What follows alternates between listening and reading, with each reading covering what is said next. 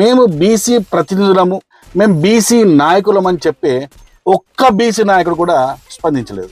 ఇప్పుడు నేను నా హిందూ బీసీ సోదరులకు కొన్ని ప్రశ్నలు వేయాలనుకుంటున్నాను. మీ హక్కుల్లో నుండి 10% రిజర్వేషన్ని ఎడారి మతమైన ముస్లింలకు కేటాయించిన మీకు పర్వాలేదా? మీకు నష్టం లేదా?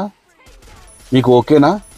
బీసీలో చేరిన ఈ ముస్లింలను హిందువులుగా పరిగణిస్తారా లేక ముస్లింలుగా పరిగణిస్తారా? సరే కానీ మీ హక్కుల్లో 10% ముస్లింలకు ఇచ్చారు కదా, వారి వక్ఫ్ బోర్డులో బీసీలకు వాటా ఇస్తారా? అయ్యా బీసీలు, ముస్లిం వక్ఫ్ బోర్డులో లక్షల ఎకరాలు ఉన్నాయి. అందులో నుండి బీసీలో ఉన్న పేదవారికి ఇల్లు కట్టుకోవడానికి ముస్లిం వక్ఫ్ బోర్డు ఏమైనా స్థలాలను కేటాయిస్తుందా?